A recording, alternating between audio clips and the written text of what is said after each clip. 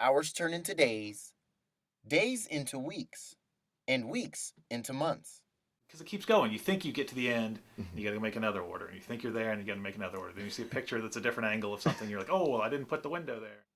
It's a thing of beauty. I never intended to give anybody else any joy, but when you see it happen, it's pretty neat. For years, David Robinson and his son have been bonding over bricks, recreating his favorite places with one of his favorite people.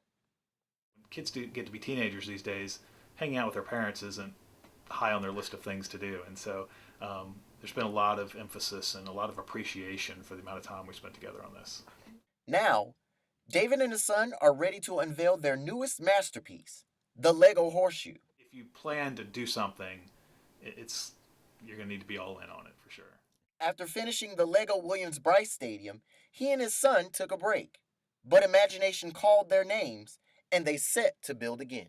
For 9 months, David has been using these to capture the beauty of this. I think the horseshoe is probably my favorite so far because I was able to get into detail. With the horseshoe, I was able to use some masonry looking bricks. I was able to add windows, and each building has its own style. It's not uniform throughout. It was fun because of the detail and how closely you can actually get it to looking like the real thing. Years ago, David walked these same paths on these same bricks, got lost on his way to class, as well as experienced every high and low of what it means to be a Gamecock.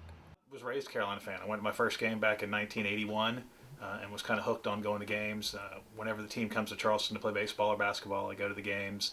And so started collecting some autographs here and there as a kid. And now he gets to share these memories with his son.